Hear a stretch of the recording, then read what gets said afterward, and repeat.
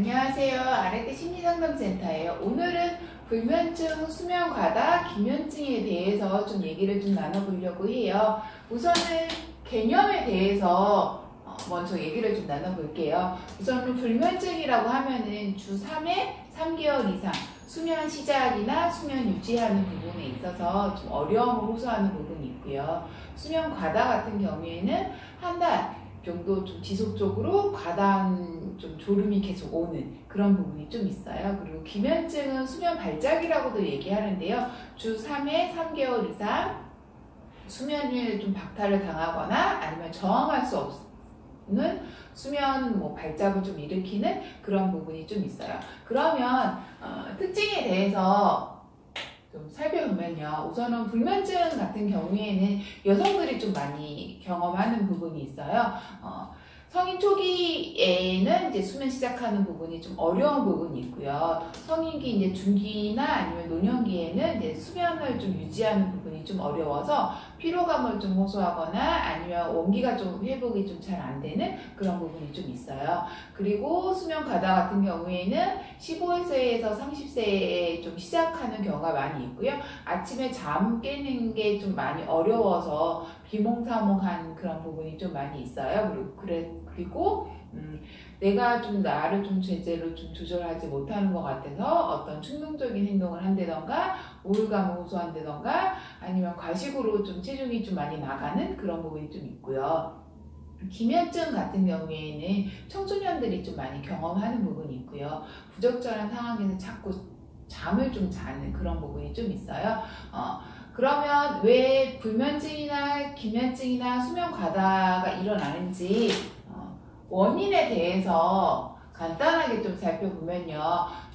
스트레스가 보통 좀 많이 있는 부분이 좀 있고요. 아니면은 가족 중에 우리 가족 중에 누군가 불면증을 경험을 했다던가 아니면 수면 과다를 경험을 한다던가 아니면 기면증 어떤 경험들이 있다라는 거 그렇게 좀 알고 계시면 좀 좋을 것 같아요.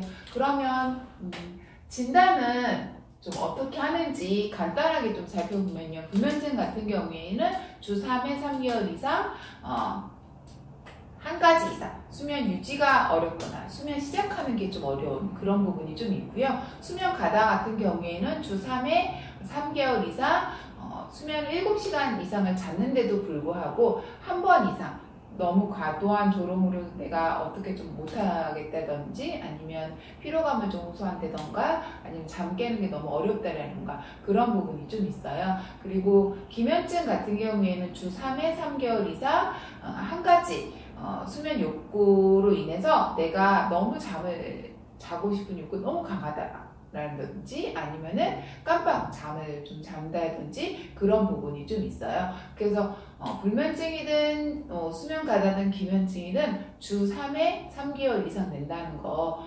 그거를 좀 보고 진단을 좀 내린다는 거 좀 알고 있으면 좀 좋을 것 같고요.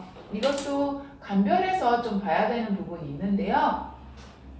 물질 관련된 장애나 아니면 수면 관련된 장애하고 좀 감별해서 봐야 되는 부분이 있고요. 이것도 동반해서 같이 오는 질환이 있는데 우울이나 아니면 불안 장애가 좀 같이 동반으로 해서 올 수도 있고요. 아니면 수면 장애 이제 다른 그러니까 진단을 예를 들어 수면 과다를 받았는데 기존에 기면증이 좀 있다든지 그렇게 해서 동반으로 좀 같이 올 수 있는 그런 부분이 있고요. 그리고 물질 관련된 장애도 좀 같이 올 수 있어요. 수면을 너무 많이 자거나 너무 안 자서 다른 물질을 좀 사용해서 내가 좀 잠을 좀 조절하려고 하는 그런 부분이 좀 있어요. 그러면 저희 아래대 심리상담 같은 상담소에 올 수 있을 것 같아요. 만약에 상담을 오게 되면은 수면을 좀 조절할 수 있게끔 어떤 심리상담을 좀 통해서 내가 나를 좀 이해하고 나를 좀 조절할 수 있는 그런 심리상담이 좀 진행이 될 수 있을 것 같고요.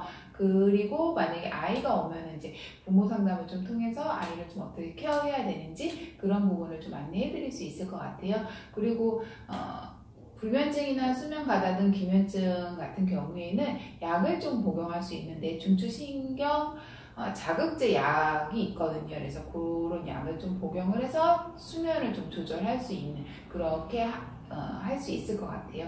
그리고 만약에 우리 아이가 수면증이든 수면 과다든 기면증이 있다고 하면 우리 아이 좀 어떻게 케어하면 좋을지 어머님들이 궁금해하실 수 있을 텐데요. 첫 번째로 규칙적인 생활하는 부분이 좀 제일 중요할 것 같아요. 예를 들어 잠자는 시간이 몇 시부터 몇 시까지라고 한다면 그 시간을 좀 정확하게 좀 지키려고 하고 잠자기 전에 뭐 주력을 해서 발을 좀 따뜻해서 좀 수면을 좀 유도를 한다던가 아니면은 뭐 이완 활동을 좀 해서 수면을 좀 유도한다던가 그렇게 좀 해주면 좀 좋을 것 같아요. 그리고 잠자는 환경도 좀 되게 중요할 것 같아요. 예를 들어 자기 전에 방을 좀 깜깜하게 해서 누웠는데 잠이 안 와요. 그러면 다시 일어나서 잠이 올 때까지 좀 기다린다던가 아니면 요즘 미디어 많이 사용하잖아요. 핸드폰이나 TV나 뭐 컴퓨터, PC나 그런 것들을 사용하는 거를 잠자기 전 뭐 한두 시간 전부터 좀 제한한다던가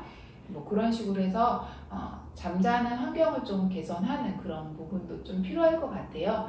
오늘 이렇게 해서 좀 간단하게 불면증, 수면 과다, 기면증에 대해서 얘기를 좀 나눠봤는데요. 불면증 같은 경우에는 수면 시작이나 유지하는 부분이 어려운 부분, 그리고 수면 과다는 너무 좀 잠을 오는 거를 좀 내가 막지 못하는 졸음을 좀 너무 많이 호소하는 그런 부분이 있고요. 기면증 같은 경우에는 수면 박탈을 당하거나 저항할 수 없는 수면 발작을 좀 일으키는 그런 부분이 좀 있어요. 그래서 우리 아이가 만약에 불면증이든 수면 과다든 기면증이라고 한다면 잠자는 환경을 좀 만들어 준다던가 아니면 규칙적인 어떤 생활을 좀 통해서 불면증이나 수면 과다나 기면증을 좀 해소할 수 있게끔 하면 좀 좋을 것 같습니다. 오늘은 이상으로 마치겠습니다. 감사합니다.